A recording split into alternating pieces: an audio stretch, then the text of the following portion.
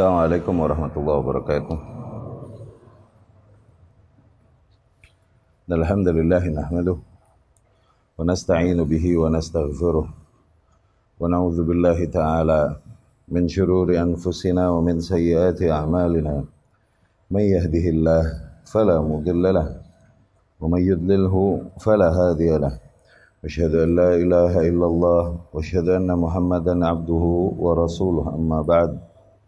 Fa inna asdaqal kalami kitabullah wa khairal hadi hadi Muhammad sallallahu alaihi wasallam wa syarral umuri muhdatsatuha wa kullu muhdatsatin fi dinillahi bid'ah wa kullu bid'atin dhalalah wa kullu dhalalah finnar, amma ba'd.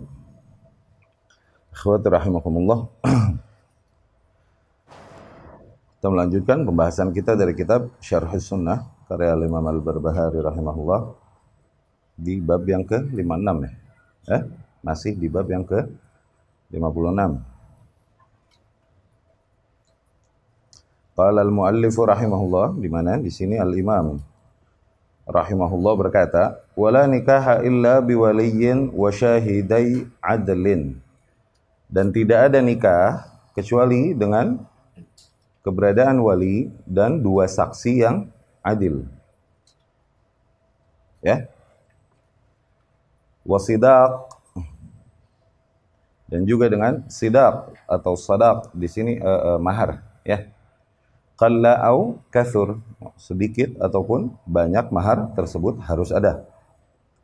Wa man lam yakun laha wali, dan barang siapa yakni di antara wanita tidak memiliki wali, fasultanu waliyun man la waliya lahu, maka sultan yakni penguasa yang berlaku adalah wali bagi mereka yang tak memiliki wali. Ya. Ya. Di pertemuan sebelumnya telah kita jelaskan bahwasanya permasalahan ini pada dasarnya bukan termasuk permasalahan usul dan akidah. Ya. Ini permasalahan yang sifatnya fiqhiyah, fikih. Ya. Sebagaimana Syekh Shalih Al-Fauzan hafizahullah mengatakan, hadhihi mas'alatun fiqhiyatun. Ini adalah permasalahan pada dasarnya permasalahan fikih. Ya. Yaitu penjelasan syurut sihatin nikah, syarat-syarat keabsahan nikah sebagaimana yang disepakati oleh jumhur. Jumhur ini mayoritas ahli ilmu, ya.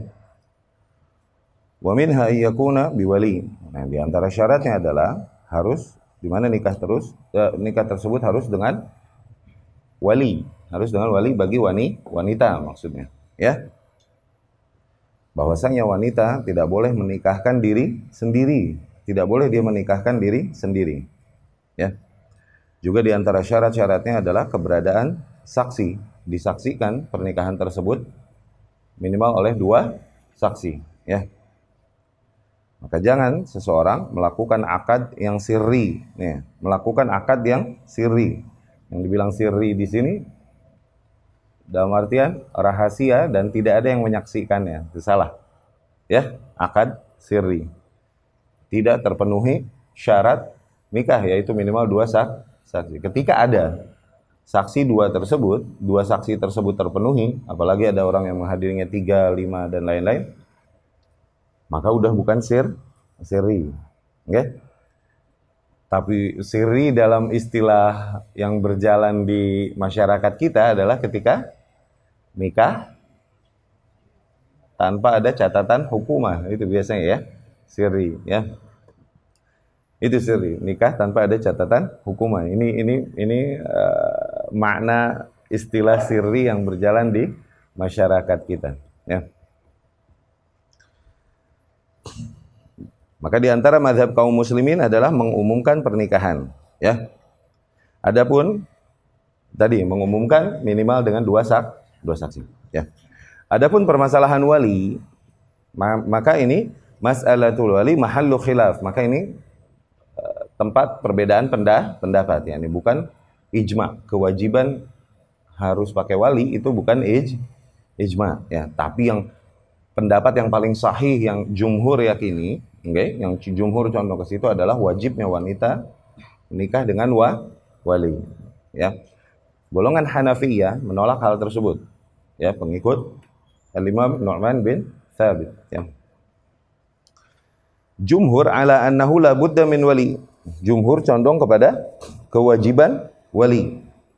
Wa indal Hanafiyah, adapun bagi golongan Ahnaf, pengikut Al-Imam Abu Hanifah, Nu'man rahimahullah, annahu la ba'sa an tuzawwija al-mar'atu nafsaha. Yang beliau yakini adalah kebolehan wanita menikahkan dirinya sendiri biduni waliyin, tanpa wali. Ya. Jadi si wanita nih berkata kepada lelaki yang mau menikahinya, "Ankahtuka nafsi."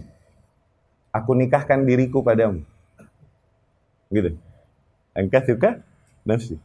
Aku nikahkan diriku padamu, ya. Lakinnahu madhhab marjuh, tapi pendapat ini adalah pendapat yang lemah, ya. Yukhalif ad-dalil, yang bertentangan dengan dalil yang jelas, ya. Banyak sabda Nabi SAW menekankan kewajiban wali. Rasul berkata SAW, la nikaha illa biwaliyin wa syahidai adlin. Ya. Tidak ada nikah, tidak ada pernikahan kecuali dengan wali dan keberadaan dua saksi yang adil. Di sini adalah nafi. Menafikan, yakni menafikan keabsahannya. Ya. Menafikan keabsahan pernikahan tanpa wali. Wa qawlihi fil hadits al-akhar, dan juga sabda Rasul sallallahu alaihi wasallam di hadis lain, la tuzawwijul mar'atul mar'ata, tidak boleh seorang wanita menikahkan seorang wanita. Tuh. Wala tuzawwijul mar'atu nafsaha, dan tak boleh seorang wanita menikahkan dirinya sendiri. Fa inna zaniya, sesungguhnya wanita pezina, hiya allati tuzawwiju nafsaha. Seorang pezina, wanita pezina adalah wanita yang menikahkan dirinya sendiri, ya. Riwayat ini sahih tapi tanpa redaksi zaniyah, tanpa redaksi pezina. Yani fa'in maknanya adalah sahih sampai batasan tidak boleh wanita menikahi wanita, tidak boleh wanita menikahi dirinya sendiri. Sampai situ sahih gitu, ya. Dan juga sabda Rasul sallallahu alaihi wasallam, wa ayyuma imra'atin nakahat bi ghairi izni waliha, dan wanita manapun yang menikah tanpa izin walinya, fa nikahuha batil. Maka pernikahannya batil. Yang batil yakni tidak sah, ya. Hatta walau qala bi sihhatihi man qala minal fuqaha an ijtihad. Sehingga kalaupun di antara para ahli fikih ada yang berkata bahwasanya akadnya tersebut sahih, fa innal ibrah bid dalil. Namun sesungguhnya, ya, ibrah yakni nilai itu kita ambil dari dalil. Oleh hadza nassal muallif ala hadhil mas'alah ma'annaha fiqhiyah. Maka dari situlah bahkan al-Imam sendiri rahimahullah menyebutkan permasalahan ini di dalam kitabnya ini, padahal itu adalah permasalahan fikih, ya. Liyubayyin anna hadha huwal madhhab as-sahih, dengan tujuan untuk menekankan bahwasanya demikianlah pendapat yang sahih, yang tepat.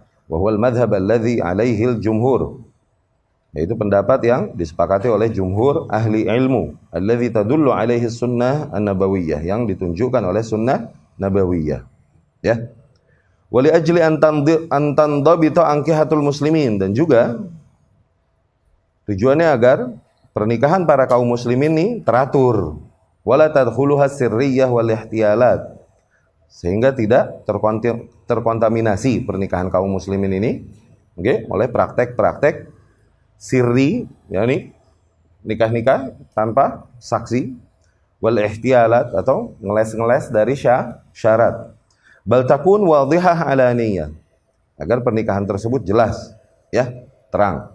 Fa innal ankihah min ahammil umur, sesungguhnya pernikahan termasuk perkara-perkara yang muhim, yang penting. Liannaha yambani alaihi usar, karena kan pernikahan itu dibangun di atasnya kelak keturunan, ya. Wa yambani alaiha keluarga, wa yambani alaiha dharari, dibangun di atas pernikahan tersebut keturunan kelak. Wa yambani alaiha nasab, Ya. Dari pernikahan tersebut, ya, dibangunlah nasab, wa yanbani 'alaiha ashad min dzalik istibahat al-furuj. Bahkan lebih jauh lagi. Berangkat dari akad pernikahan itu dihalalkanlah kemaluan. Fala budda min ad-dawabit asy-syar'iyyah. Maka praktek demikian adalah praktek yang penting yang harus sangat diatur oleh syariat. Ya, li'aqdin nikah al-waridah fil ahadits wa fil ayat. Demikian sebagaimana yang diatur di dalam hadis-hadis dan banyak ayat. Ya.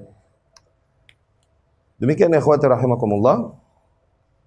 Permasalahan nikah, antara syarat-syarat inti nikah adalah keberadaan wali. Harus ada wali. Wali harus ada selalu. Ya, nggak boleh si wanita menikahkan dirinya sendiri. Wali entah dari nasab, okay?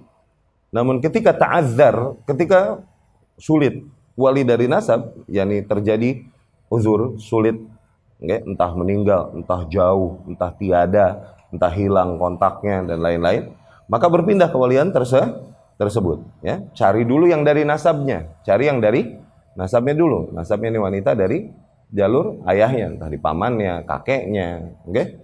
Atau abangnya mungkin nantinya, atau abangnya dari ibu yang lain, boleh, ya? Atau anaknya, kalau misalnya ini wanita punya anak, anaknya boleh, asal udah baligh, ya? Atau adiknya lelaki, terus cari dulu dari nasab. Ini semua nggak bisa. Boleh kasih wanita mulai menikahkan dirinya sendiri tanpa wali? Nggak boleh, harus tetap dengan wali. Pindah kepada penguasa yang berlaku, okay? Karena nggak boleh wanita menikahkan dirinya sendiri. Nah, di penguasa yang berlaku pun uzur lagi, sulit lagi, mempersulit lagi, ribet lagi, atau nggak bisa lagi. Nah, boleh wanita menikahkan dirinya sendiri? Hah? Pindah lagi, nikah lagi dengan wali lain lagi, dengan orang yang kalau kata Ibnu Taimiyah, tu'ti al-mar'atu wilayataha ila man lahu shibhul wilayah. Si wanita memberikan kewaliannya kepada seseorang yang punya mirip-mirip kuasa lah.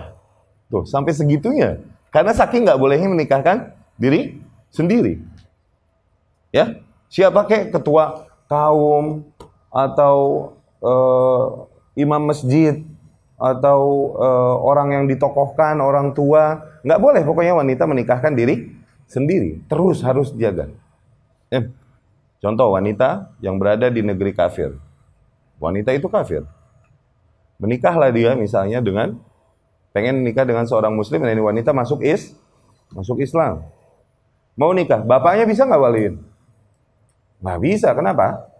Bapaknya kafir, terputus nasabnya udah. Ya, baik, pindah ke pemerintahannya. Hah? Gimana? Pemerintahannya pemerintahan kafir, nggak bisa juga. Hah? Pemerintahan kafir, karena dia berada di negeri kafir. Bisa nggak pemerintah kafir? Bisa nggak? Ah, kemana? Kemana kek? Pokoknya jangan nikahin diri sendiri. Cari masjid ada imamnya sana, nikahin. Tuh. Pokoknya jangan nikahin diri sendiri. Tuh. Itu maksud wali itu. Harus ada wali. Oke? Nanti tentunya dengan proses kapan berpindah kewalian ini gitu loh. Ketika nanti ada lagi pembahasan lebih jauh. Oke, Bapak ada, cuman Bapak nggak mau memenuhi memenuhi hak anaknya untuk menikah. Kenapa? Nggak meridhoi si lelaki pilihan putrinya ini itu. Nah, itu pembahasannya jauh lagi, ya. Nah, itu termasuk hal-hal yang menjadi uzur dari keberadaan seorang wali yang asalnya wali ini kan bapak, gitu kan, dan dari nasabnya. Nah, dari situ berpindah dan lain-lain. Ya, jadi wali itu harus, nggak boleh wanita menikahkan diri sendiri. Kalaupun akhirnya mesti lompat-lompat, dari tadinya bapak, kemudian pindah ke keluarga, ke paman, ke kakek, terus uzur ke abang, ke adik, terus uzur sampai ke penguasa uzur lagi, uzur yang ini terjadi kesulitan, gitu maknanya, ya. Uzur lagi, pindah lagi, pokoknya nggak boleh wanita menikahkan diri sendiri. Begitu. Di perahu, misalnya di dalam perjalanan, mau menikah, siapa yang nikahin? Kapten. Kapten yang nikahin. Dalam perjalanan nih, mau nikah. Coba ntar dulu deh, tunggu nyampe darat. Coba katakan ngebet, oke? Zaman dulu kan perahu kan angin. Iya gak? Berbulan-bulan. Nungguin angin lewat baru bisa jalan. Kalau enggak ya nggak nyampe-nyampe nih perahu. Iya gak? Jadi orang zaman dulu kalau udah pergi haji nggak diarepin banget pulang udah. Makanya banyak turunan kita di sana yang dibilang muwallad. Kenapa? Orang dulu udah haji nggak terlalu diharapin pulang. Nungguin angin. Kebayang nggak? Nungguin angin lewat, bro. Iya gak? Kalau nggak koplak perahunya. Iya kan? Nah di dalam perjalanan demikian, nah kuasa ada pada siapa? Sultannya siapa? Sultan Captain. Ya? Dia yang menikahkan. Pokoknya nggak boleh nih wanita menikahkan diri sendiri, nggak boleh. Captainnya bukan muslim, cari yang dituakan di antara kaum muslimin di perahu itu. Katakan lama ceritanya di perahu ya, lama. Iya gak? Di pesawat misal, mau menikah. Siapa yang menikahkannya? Tunggu landing dulu, baru cari bapaknya. Pilot tuh mau ngapain emang lo? Mau gebet siapa emang di pesawat? Gue ngebet bener. Tunggu landing dulu, baru mampir ke rumahnya, cari bapaknya. Kenapa langsung pengen ngetok apa? Kamarnya pilot. Ya? Pokoknya nggak boleh dinikahkan kecuali dengan nggak boleh si wanita menikahkan dirinya sendiri. Dan keberadaan wali itu harus ada. Kalaupun akhirnya dari wali asal, dari bapak, akhirnya lompat. Pokoknya nggak boleh nikahin diri sendiri. Ya. Dan di antara hikmah pernikahan di sini dijelaskan juga oleh Asy-Syaikh Hafizahullah bahwasanya, dari situ dibangun keluarga dan lain-lain, maka agar dianjurkan untuk diumumkan. Nah, syariat memberikan standar minimal diumumkan adalah dengan menjadikan syarat 2 saksi. Dengan keberadaan 2 saksi, maka itu udah mengumumkan. Untuk menjatuhkan kewajiban, maka itu cukup. Dianjurkan agar diketahui oleh kaum dan lain-lain untuk menghindari fitnah. Ya. Nah, tapi di antara tujuan-tujuan mendasar nikah adalah untuk menyelamatkan syahwat. Untuk menyelamatkan syahwat, apalagi di zaman yang dimana fitnah begitu merata di mana-mana. Ya, ente nggak keluar rumah, tapi internet yang masuk ke rumah. Iya kan? Di zaman dimana ghaddul basar ribet, apalagi sambil bawa motor. Terus ente ghaddul basar, nubruk, ribet. Oke? Maka nikah itu jadi semakin urgent untuk menyelamatkan syahwat. Jangan karena demi pengen mengumumkan akhirnya menunda penghalalan. Nah, ini yang kurang di antara fikih kaum muslimin.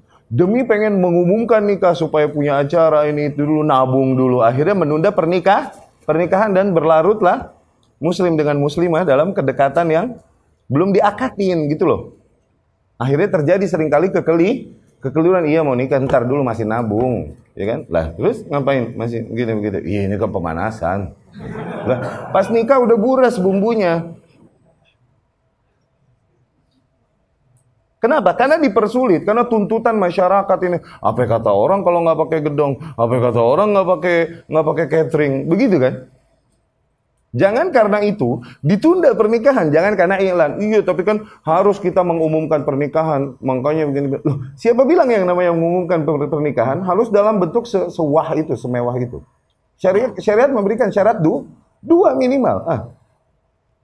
Sementara syahwatmu mendesak. Kenapa? Demi mengejar tuntutan social pressure, tuntutan masyarakat. Apa kata orang? Akhirnya kita menunda pernikahan. Akhirnya terjadilah hal-hal yang enggak seharusnya terjadi. Ya. Jangan karena mengejar hal tersebut, akhirnya tujuan inti dari menikah, maqasid inti dari menikah diantaranya adalah menyelamatkan syahwat, ya, akhirnya jadi tertunda dan terjadilah madarat. Jangan, ya, karena i'lan dalam artian mengumumkan pada kaumnya dan kemudian dengan membuat acara dengan walimah, sifatnya bukan wajib, sifatnya sunnah. Tapi menyelamatkan syahwat, sifatnya sunnah apa wajib? Jangan karena yang sunnah, akhirnya kau korbankan yang wajib. Akad aja dulu. Selamatkan segera syahwatnya. Masalah walimah dan lain-lain nanti. Kalau Allah kasih rezeki ya bikin. Kalau enggak ya udah mau dikata apa. Selamatin aja dulu. Ya.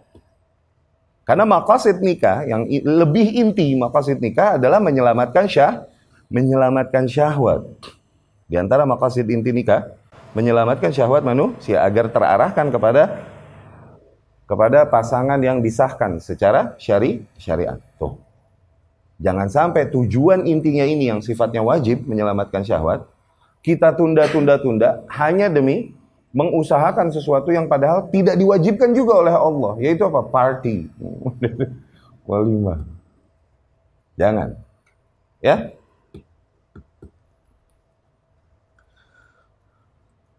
Nah, demikian sekali lagi mazhab jumhur agar tidaklah terjadi pernikahan kecuali dengan seorang wali. Wasidaqal au kathur, dan juga sadaq qalla au kathur, dan juga dengan mahar. Nah, ini diantara syarat. Ya. Di sini malah bukan dibilang syarat, tapi sesuatu yang wajib. Apa bedanya syarat sama wajib di sini? Lihat ungkapan Syekh Shalih Al Fauzan hafizahullah. Amma sadaq, adapun sadaq mahar, falaisa syarton, maka bukanlah syarat nikah. Lakinnahu wajib, tapi hukumnya wajib. Walihada law aqad biduni sadaq, maka dari situ kalau akad terjadi tanpa mahar, tuh sahha al-aqdu, akadnya mah sah. Nggih? Walakin yufrad laha sadaqu mathilatiha, akhirnya dihitung aja nih wanita mendapatkan mahar dengan wanita yang selevel, sekufu dengannya. Lihat empoknya, adeknya, sepupunya dapatnya berapa dulu Bang Se, begitu. Nah, dia berarti harusnya dapat segitu. Ya? Lianna hadza haqqun laha, karena itu adalah hak bagi si wanita. Hak wanita yakni kewajiban si lelaki untuk memberinya. Nah, bedanya wajib sama syarat di sini apa? Syaratnya harus ada ketika akad. Mahar nggak mesti ketika akad ada, nggak mesti disebutkan. Nanti boleh. Kalau nggak dipenuhi dosa karena wajib. Tapi sah nggak akadnya kalau misalnya tidak ada mahar? Sah nggak? Sahnya mah sah aja, ya.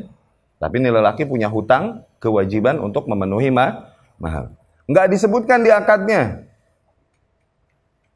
Bimahar tuh, dengan mahar berapanya tuh nggak disebutkan. Maka otomatis yang terhitung mahar bagi wanita adalah sebagaimana kakak wanitanya, adik wanitanya, atau sepupunya. Tuh. Wanita-wanita yang sekufu dengannya. Akhirnya dihitungnya ke sono aja.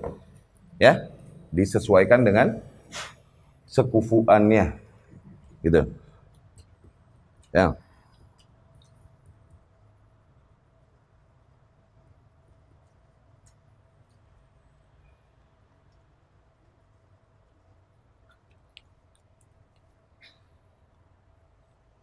Tapi mahar di antara kewajiban dari pernikahan. Wa man lam yakun laha wali fasultanu waliyun man la waliyya lahu. Dan barang siapa di antara wanita yang tidak memiliki wali, maka penguasa yang berlaku adalah wali bagi mereka yang tak memiliki wali. Ini penguasa muslim. Penguasa muslim. Ya. Masuk bab selanjutnya. Qala al-muallif rahimahullah, al-imam rahimahullah berkata, wa idza talaqa ar-rajulu imra'atahu thalathan faqad harumat alaihi. Dan apabila seorang lelaki telah mentalak wanitanya 3 kali, maka telah haram bagi lelaki tersebut wanita itu. La tahillu lahu, tidaklah halal lagi wanita itu baginya hatta tankiha zaujan ghairahu, sehingga ni wanita menikahi dulu lelaki lain. Loh, mesti diselak. Ya. Ini juga masuk di dalam permasalahan fikih, ya. Syekh Shalih Al-Fauzan hafizahullah berkata, "Idza talaqa ar-rajulu imra'atahu talaqan thalathan," apabila seorang lelaki mentalak istrinya 3 talak, in kanat mutafarriqah fahiya tahrum alaihi bil ijma'. Apabila talak tersebut terpisah-pisah, maka otomatis nih wanita udah haram atas lelaki itu. Kecuali nih wanita menikah dulu dengan lelaki lain, kemudian bercerai lagi, baru dia bisa balikan. Ya, ini namanya bainunah kubro. Ya, talaknya talak bain, bainunah kubro. Ya. Maksudnya talak mutafarriqah. Mutafarriqah nih momennya terpisah-pisah. Ya. Tahun pertama talak 1, setengah tahun kemudian talak 2, begitu. Atau besoknya talak 2, atau besoknya talak 3, begitu. Enggak di satu majelis, enggak di satu majelis. Itu mutafarriqah tuh gitu. Nah, adapun talak yang 3 kali tapi satu momen, aku talak engkau, aku talak engkau, aku talak engkau, begitu. Atau dijadiin wirid, talak. Begitu. Nah, ini apakah terjadi 3 kali talak atau hanya 1 kali talak? Baru khilaf. Oke? Baru terjadi khilaf. Itu maksudnya mutafarriqah tuh, momennya terpisah bisa. Yang pertama gara-gara apa? Yang kedua gara-gara apa? Begitu. Ya.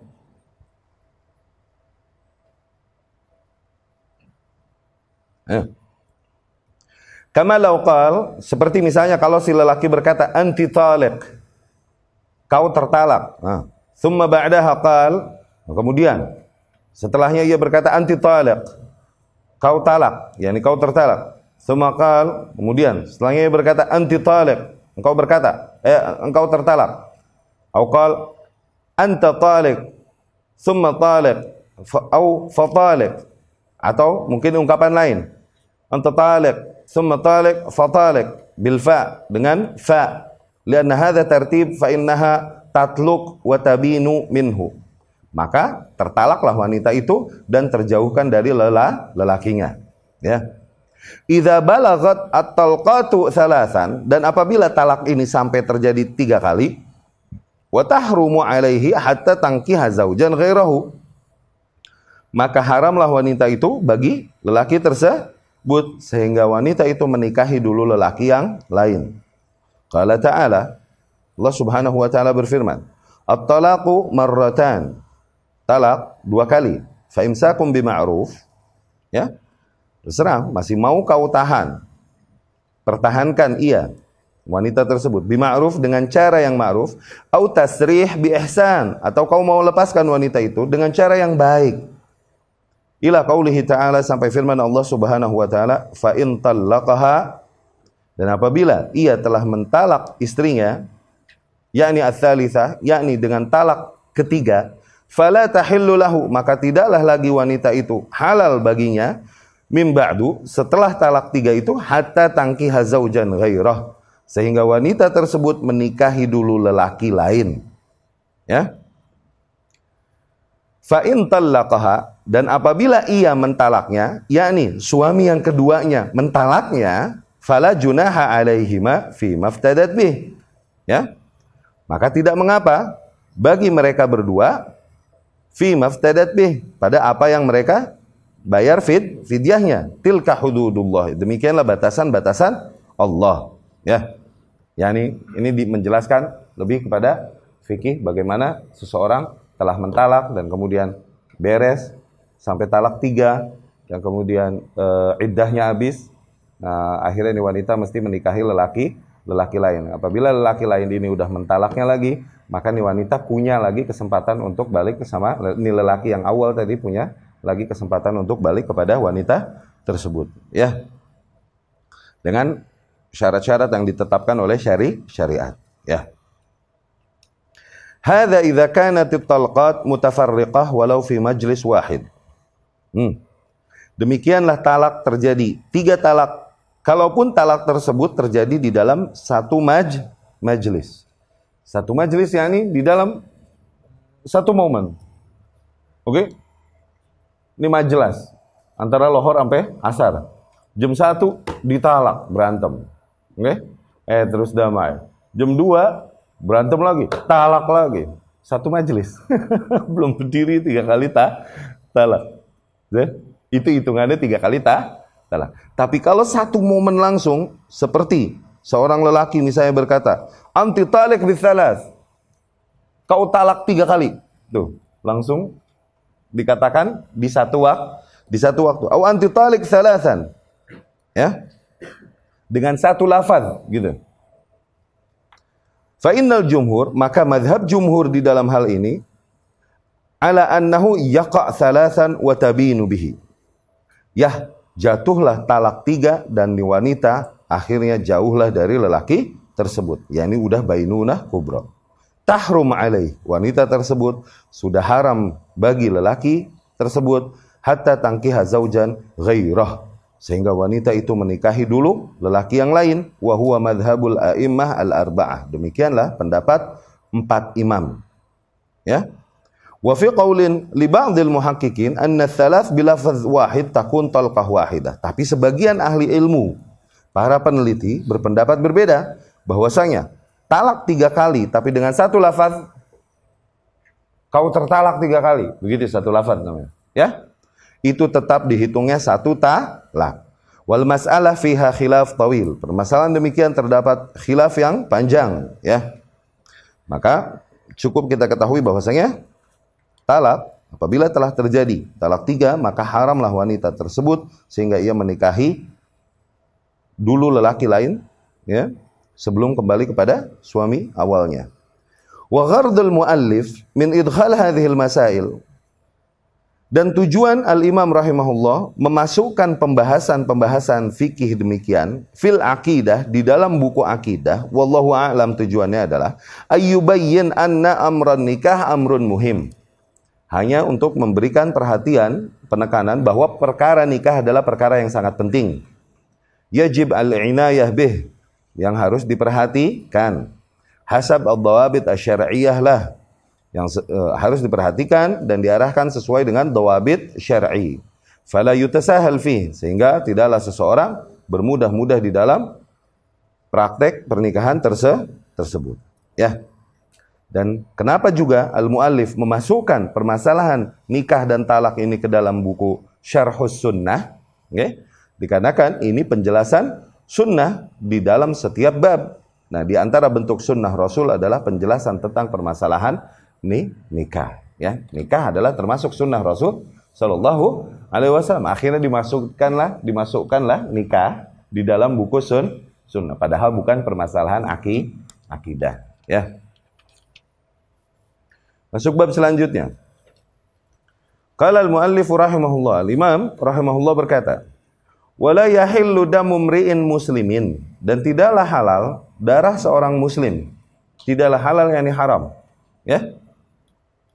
Darah seorang muslim yashhadu an la ilaha illallah wa yashhadu anna Muhammadan abduhu wa rasuluh. Ya, tidaklah halal darah seorang muslim yang bersaksi bahwa la ilaha illallah dan bersaksi bahwa Muhammad adalah hamba dan utusannya, illa bi ihda thalath. Tidaklah halal darah seorang muslim tersebut kecuali dengan salah satu di antara 3 kasus ini, ya. Yang pertama, zinan ba'da ihsan. Apabila terjadi zina setelah dia ihsan, ini telah mengalami pernikahan yang sah, kemudian terjadi zina, maka ditumpahkan darahnya dengan cara rajam, ya, dengan cara rajam. Kalau belum pernah menikah, maka dengan cambuk, ya. Az-zaniyatu waz-zani fajlidu kulla wahidin minhuma mi'ata jaldah. Pezina wanita, pezina lelaki, cambuklah masing-masing 100 kali cambukan. Ini bagi yang belum nikah, ya, belum pernah nikah yang sahih. Tapi kalau muhsan, dia pernah merasakan nikah sahih, maka sunnah yang berjalan adalah ditumpahkan darahnya, oke, yakni dihilangkan nyawanya dengan cara rajm, ya. Madzallah. Yang kedua, Jadi kalaupun muslim, ditumpahkan darahnya. Kalaupun muslim. Yang kedua, murtad ba'da iman, atau seseorang yang murtad setelah sebelumnya dia beriman. Ya, Rasul berkata, man baddala dinahu faqtuluh. Barang siapa yang mengganti agamanya, maka bunuhlah ia. Ya. Au qatala nafsan mu'minatan, atau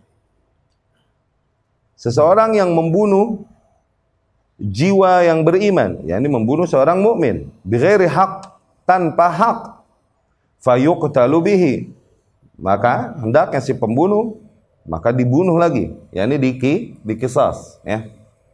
Wa masih wadzalik, adapun selain kasus-kasus tersebut, fadamul muslim 'alal muslim haram, maka darah muslim itu haram atas muslim yang lain abadan, selamanya, hatta taqumas saah, sehingga hari kiamat, ya. Ikhwati rahimakumullah, ini diantara bab-bab juga usul, diantara usul ahlus sunnah, ya.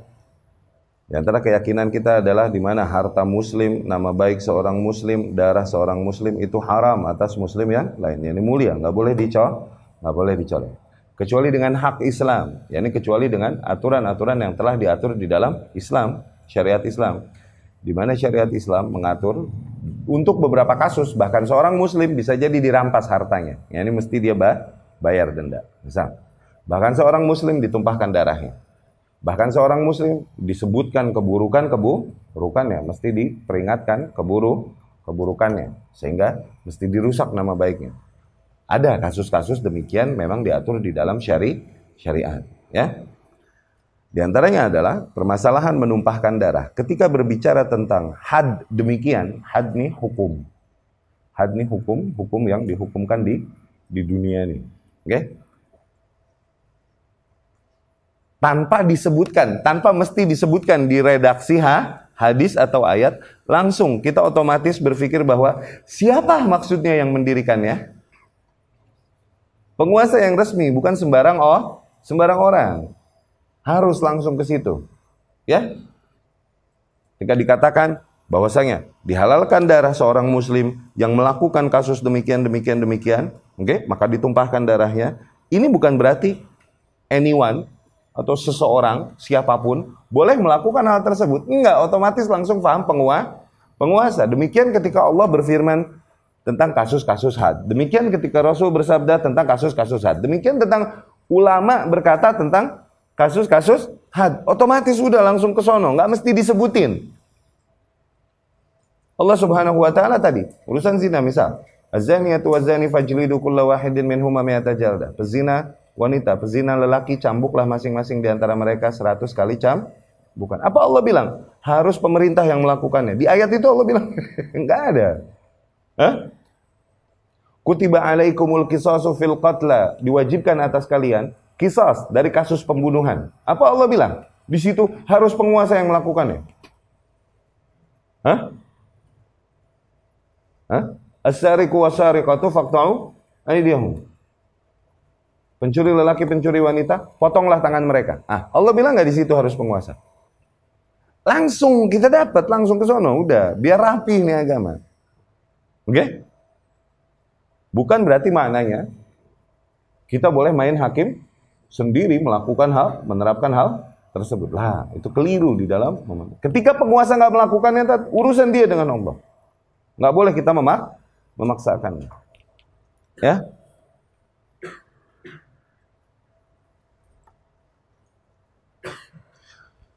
Ja bimas'alah qatlil muslim ba'da mas'alatin nikah. Di sini jelas Al-Imam rahimahullah membahas tentang permasalahan membunuh muslim setelah permasalahan nikah. Oke? Li'annal Islam ja' bihifdzil a'rad wa bihifdzid dima. Dikarenakan Islam, aturan-aturannya itu datang untuk menjaga al-a'rad, yakni menjaga nama baik. Dari situ dianjurkan nikah. Oke? Untuk menjaga nama baik manusia, menjaga kehormatan manusia. Dari situ diaturlah kasus urusan pernikahan, ya. Wa bihifdzid dima, dan juga syariat Islam datang demi menjaga darah, yakni menjaga nyawa manusia, ya. Wa bihifdzil amwal, demikian juga syariat Islam datang untuk menjaga harta. Ini diantara maqasid syariah. Ya, hifdzuddin, menjaga agama, hifdzun nafs, menjaga jiwa, ya kan? Hifdzul mal, menjaga harta, hifdzu al-a'rad, menjaga nama baik, hifdzu an-nasal, menjaga keturunan, ya. Ini diantara maqasid syariah. Dari situlah diatur kasus-kasus yang ada dengan tujuan untuk menjaga 5 nilai ini. Tadi bab sebelumnya disebutkan tentang permasalahan nikah dan talak, dikarenakan apa?